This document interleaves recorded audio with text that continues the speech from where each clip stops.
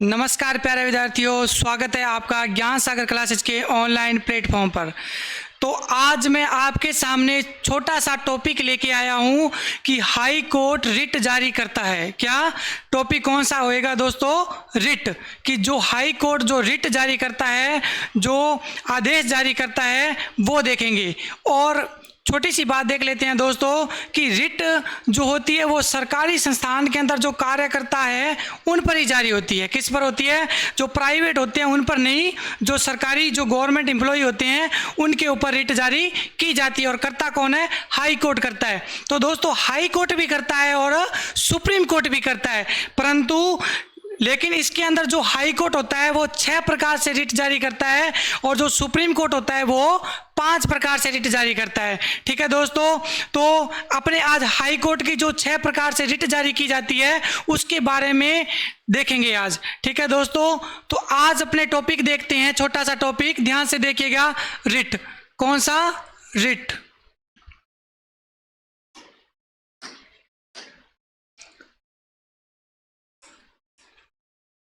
ये टॉपिक रहने वाला रिट। ठीक है दोस्तों, जो रिट होती है दोस्तों वो हाई कोर्ट। क्या दोस्तों? जो हाई कोर्ट होता है, हाई कोर्ट, उच्च न्यायालय, मैं उच्च न्यायालय की बात कर रहा हूं, वो कितने प्रकार से रिट जारी करता है? 6 प्रकार से। कितने प्रकार की रिट जारी करता है? 6 प्रकार की दोस्तों रिट जारी करता है। और जो सुप्रीम कोर्ट होता है, जो अपना जो सर्वोच्च स्तर का न्यायालय होता है, वो सुप्रीम कोर्ट होता है, वो कितने प्रकार से करता है दोस्तों? 5 प्रकार से। कितने प्रकार से? 5 प्रकार से रिट जारी करता है।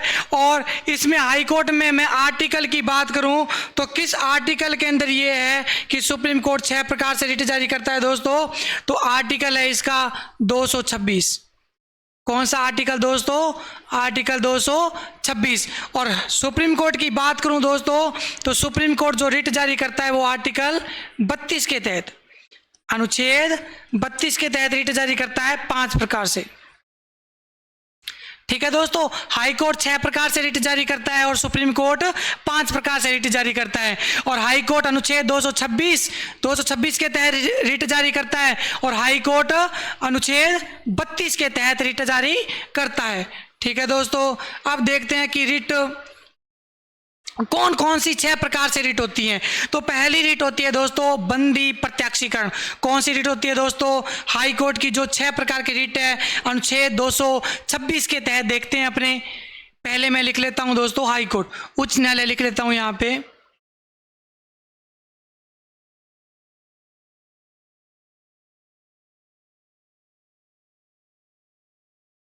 उच्च न्यायालय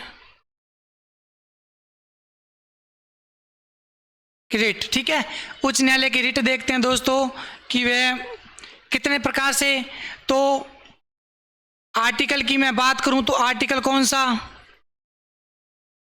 अनुच्छेद 226 के तहत करता है, अनुच्छेद 226 के तहत करता है। ठीक है दोस्तों, और इसमें देखते हैं पहली रिट, देखते हैं कौन सी पहली रिट देखते हैं दोस्तों। तो पहली रिट का नाम है बंदी प्रत्याक्षीकरण। बंदी प्रत्याक्षीकरण, बंदी प्रत्याक्षीकरण।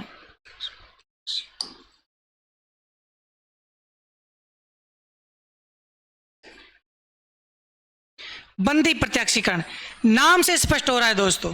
क्या नाम से स्पष्ट हो रहा है? बंदी प्रत्याक्षीकरण। इसका मतलब होता है कि जिसको न्यायालय जो होता है, न्यायालय जो हाई कोर्ट होता है, वो कहता है इसके तहत कि जो बंदी है, बंदी प्रत्याक्षीकरण, जो बंदी है उसको मेरे सामने पेश किया जाए। इसका मतलब होता है कि अवैध गिरफ्तारी पर, इसका मतलब होता है अवैध गिरफ्तारी पर, मतलब किसी को अवैध रूप से गिरफ्तार कर लिया जाता है तो हाई कोर्ट रिट जारी करेगा और क्या बोलेगा कि जिसको आपने अवैध रूप से गिरफ्तार किया है उसको मेरे सामने पेश किया जाए। ठीक है दोस्तों, तो अपने लिख सकते हैं बंदी प्रत्याक्षीकरण का कि अवैध गिरफ्तारी पर। ये कब पेश की जाती है रिट? कि अवैध गिरफ्तारी पर, जब किसी को ऐसे ही गिरफ्तार कर लिया जाता है, अवैध गिरफ्तारी पर, अवैध गिरफ्तारी पर, अवैध गिरफ्तारी पर।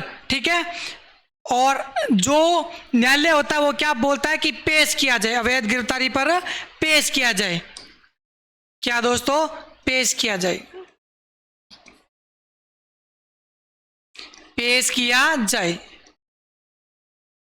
ठीक है। और कौन बोलता है? जैसे देखिए कोई पुलिस वाला है, कोई पुलिस वाला है, किसी को ऐसे ही पकड़ लिया, कोई क्राइम वगैरह नहीं किया, लेकिन जाके उसको बोला चल जेल के अंदर चल। ठीक है, तो उसके खिलाफ रिट जारी कर सकते हैं, उसके खिलाफ अपने कोर्ट के अंदर अपील दर्ज कर सकते हैं। तो हाई कोर्ट बोलेगा, जो हाई कोर्ट बोलेगा कि जिसको आपने अवैध रूप से गिरफ्तार किया है उसको मेरे सामने पेश किया जाए, उसको मेरे सामने पेश किया जाए। तो पहली रिट कौन सी होगी दोस्तों? बंदी प्रत्यक्षीकरण। कौन सी? बंदी प्रत्यक्षीकरण। तो दूसरी देखते हैं दोस्तों, दूसरी कौन सी होती है? तो दूसरी रिट का नाम आता है दोस्तों परमादेश। कौन सी? परमादेश। तो दूसरी रिट देखते हैं जो हाई कोर्ट जारी करता है दोस्तों, कौन सी? परमादेश। परमादेश, परमादेश। इसको दोस्तों मैंडेमस भी बोलते हैं। क्या बोलते हैं? मैंडेमस। इसको क्या बोलते हैं? मैंडेमस। जो बंदी प्रत्यक्षीकरण होती है दोस्तों, इसको बोलते हैं हेबियस कार्पस भी बोलते हैं। इसको क्या बोलते हैं? और हेबियस कार्पस। तो अपने यहां लिख लेते हैं,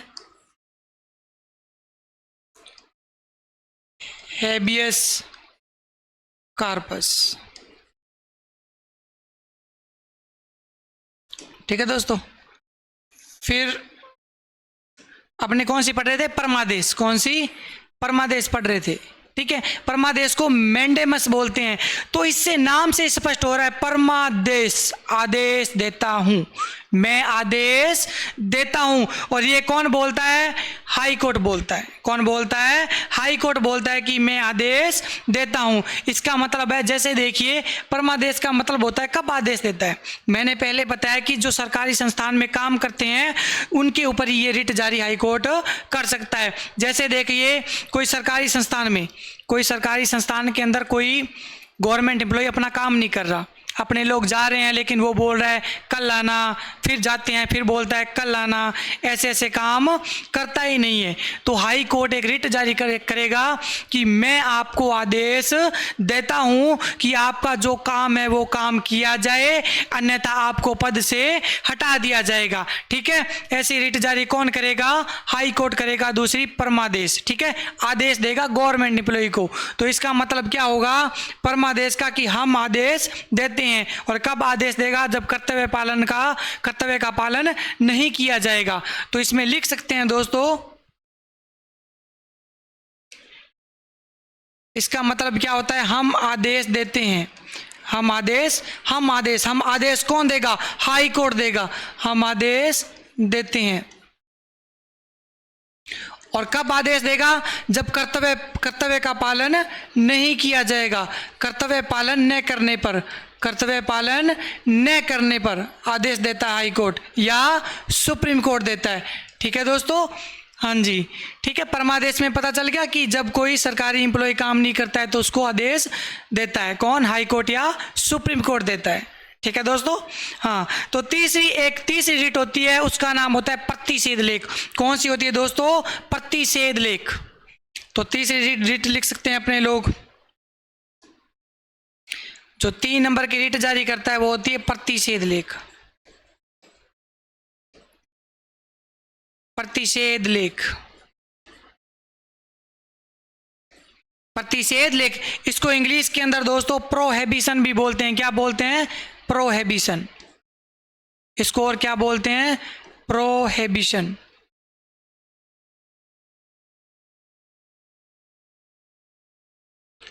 ठीक है दोस्तों, प्रतिषेध लेख या प्रोहिबिशन। इससे स्पष्ट हो रहा है प्रतिषेध यानी रोक लगाना, वही रोक लगाना। जैसे मान के चलिए कोई अधीनस्थ न्यायालय है, कोई छोटा न्यायालय है, हाई कोर्ट से छोटा न्यायालय जो अधीनस्थ न्यायालय है आर्टिकल 227 के तहत, जो जिला न्यायालय है, उन्होंने क्या किया? उनके अंडर के अंदर कोई ऐसा मामला उनके अंडर में नहीं आ रहा है, लेकिन फिर भी उन्होंने अपने पास वो मामला ले लिया। उनके अंडर में मामला नहीं आ रहा है, फिर भी उन्होंने अपने पास ले लिया सुनवाई करने के लिए। ठीक है। जैसे एग्जाम्पल के तौर पर अपने मान के चलते हैं, जैसे कोई विधानमंडल चुनाव से संबंधित हो, विधानमंडल चुनाव से संबंधित हो, वो क्या है, विधानसभा वगैरह चुनाव से संबंधित हो, वो क्या है, अधीनस्थ न्यायालय के अंडर में नहीं आता, ठीक है। लेकिन उनसे संबंधित कोई मामला है, अधीनस्थ न्यायालय ने अपने अंडर में ले लिया और उसकी सुनवाई करने लग गया, तो हाई कोर्ट रिट जारी करेगा और उनको बोलेगा कि प्रतिषेध लेख, एक रिट जारी करेगा, प्रतिषेध लेख, प्रोहिबिशन, और उनको बोलेगा कि आपके अंडर में ये मामला नहीं आता है, आप इस मामले को नहीं ले सकते, अगर लिया है तो उसको छोड़ दिया जाए, ठीक है दोस्तों। प्रतिषेध यानी वहीं रोकने की बात कर रहा है, वहीं रोकने की बात कर रहा है, प्रतिषेध यानी रोकना, ठीक है। न्यायालय द्वारा अपने क्षेत्राधिकार से कोई बाहर मामला लिया जाता है तो उसको हाई कोर्ट बोलेगा कि उसको रोक दिया जाए। अधीनस्थ न्यायालय की बात कर रहा हूं कि अधीनस्थ न्यायालय अगर लेता है तो, ठीक है। तो इसमें लिख सकते हैं रोकना। प्रतिषेध का मतलब क्या होता है दोस्तों, रोकना। क्या होता है, रोकना।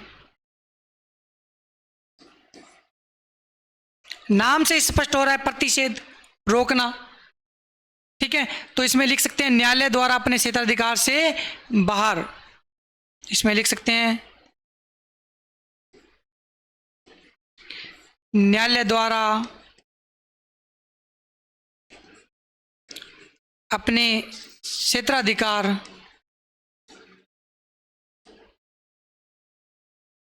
से बाहर, मतलब अपने क्षेत्राधिकार से बाहर कोई अधीनस्थ न्यायालय लेता है तो हाई कोर्ट रिट जारी करेगा कि आपने जो भी मामला लिया है वो आपके अंडर में नहीं आता, हमारे अंडर में आता है, तो उसको रोक दिया जाए, ठीक है दोस्तों। ठीक है, बहुत अच्छा। नेक्स्ट देखते हैं, चौथी नंबर की रिट है, 3 देख ली अपने लोगों ने, चौथी प्रकार की रिट देखते हैं, उसका नाम है उत्प्रेषण लेख। कौन सी होती है दोस्तों, उत्प्रेषण लेख। चौथी रिट देखते हैं, उत्प्रेषण लेख।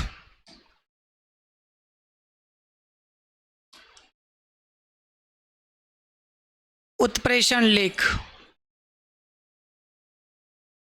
इसको और क्या बोलते हैं दोस्तों, तो इसको बोलते हैं सर्सियोरी,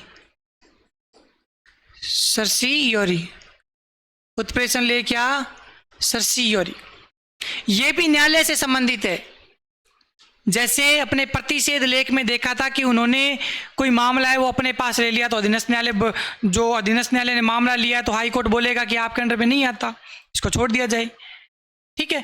तो और उत्प्रेषण लेख में क्या होता है, तो दोस्तों उत्प्रेषण लेख में वो होता है जैसे मामले की सुनवाई होने लगी, ठीक है, अधीनस्थ न्यायालय के अंडर में कोई मामला नहीं आता है, फिर भी उसने मामला ले लिया और सुनवाई करने लग गया, वो सुनवाई करने लग गया, तो हाई कोर्ट उत्प्रेषण लेख के तहत क्या बोलेगा, उनको ही एक रिट जारी करेगा और बोलेगा कि आपने जो भी सुनवाई चल रही है उसको वहीं के वहीं रोक दिया जाए, आपके अंडर में ये मामला नहीं आता, फिर भी आप सुनवाई कर रहे हो, तो इस सुनवाई को यहीं के यहीं रोक दिया जाए, अन्यथा ये कोई मायने नहीं रखेगी। हाई कोर्ट ये रिट जारी करेगा छोटे न्यायालय पर, ठीक है दोस्तों। इसमें क्या होता है, सूचना देना। क्या होता है उत्प्रेषण लेख का, सूचना देना या सूचना मांगना। इसमें लिख सकते हैं सूचना मांगना।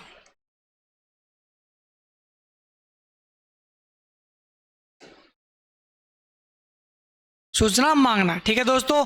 और 5वीं रिट होती है दोस्तों अधिकार परीक्षा। कौन सी होती है, अधिकार परीक्षा। अधिकार परीक्षा, या इसको इंग्लिश में बोलते हैं दोस्तों को वारंटो। क्या बोलते हैं, को वारंटो।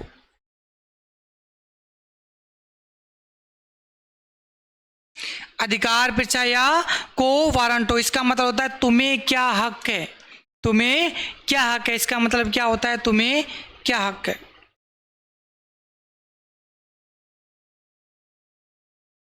तुम्हें क्या हक है, तुम्हें क्या हक है, और इसका मतलब होता है कि कोई अवैध पद धारण कर ले। अधिकार परीक्षा का क्या होता है, जैसे देखिए अपने को पता है कि आजकल जो भी जॉब वगैरह का जो मामला चल रहा है, मतलब चलते रहते हैं, तो आजकल पता है अपने को कि पैसे वैसे दे के लग जाते हैं आजकल, है ना। किसी की कोई जानकारी होती है, ठीक है, या कोई पैसे वैसे दे के, कोई बड़ी पार्टी होती है तो पैसे वैसे दे के लग जाते हैं, है ना। छोटे के बेचारे जो मेहनत करते हैं वो ऐसे कैसे रह जाते हैं।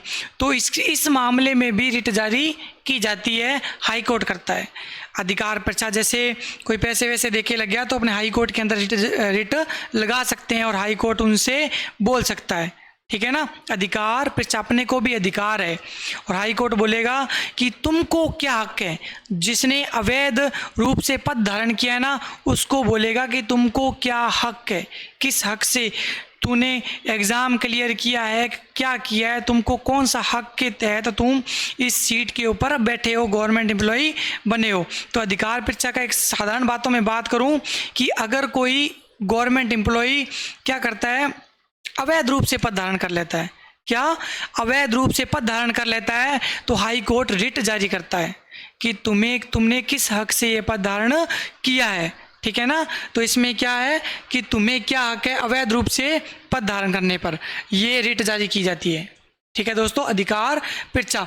और छठे प्रकार की दोस्तों रिट होती है, उसका नाम है, छठे प्रकार की दोस्तों रिट होती है, उसका नाम है इंजंक्शन। कौन सी होती है? इंजंक्शन।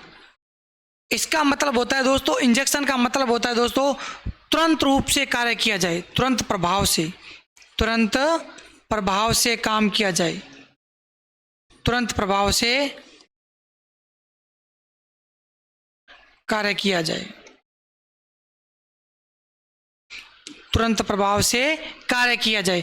जो जिसको जल्दी से जल्दी न्याय मांगना हो वो इंजेक्शन की रिट लगाता है। जैसे हाई कोर्ट के अंदर वो गया, उसको जल्दी से जल्दी न्याय चाहिए तो रिट जारी हाई कोर्ट कौन सा करेगा, कौन सी करेगा रिट? इंजेक्शन करेगा। कौन सी? इंजेक्शन, यानी जल्दी से जल्दी काम किया जाए, जो भी उन्होंने जो भी मामला है उस पर जल्दी से जल्दी सुनवाई की जाए, ठीक है दोस्तों, तुरंत प्रभाव से कार्य किया जाए, ये होती है छठी रिट। तो दोस्तों अपने लोगों ने हाई कोर्ट की जो 6 प्रकार से रिट जारी की जाती है, हाई कोर्ट करता है, जो सरकारी संस्थान पर करता है, वो अपने लोगों ने देखी। और ये जो 5 है, इंजेक्शन को छोड़कर जो 5 प्रकार की रिट है, यही सुप्रीम कोर्ट के अंदर भी यही रिट जारी सुप्रीम कोर्ट करता है, ठीक है दोस्तों। लेकिन जैसे ही छठी रिट इसके अंदर ऐड होती है इंजेक्शन वाली, तो हाई कोर्ट, ठीक है, तो हाई कोर्ट 6 प्रकार से रिट जारी करता है और सुप्रीम कोर्ट 5 प्रकार से रिट जारी करता है, ठीक है दोस्तों। अपने लोगों ने रिट में देखा कि कैसे कौन कौन सी रिट होती है, कब कब रिट जारी की जाती है और कब कब रिट लगाता है हाई कोर्ट, ये अपने लोगों ने बहुत अच्छे तरीके से देखा, ठीक है दोस्तों। अगर आपको ये क्लास अच्छी लगी हो तो लाइक कमेंट एंड शेयर जरूर कीजिएगा। तो मिलते हैं अगली ऐसी ही वीडियो के साथ, जितने तक जय हिंद जय भीम।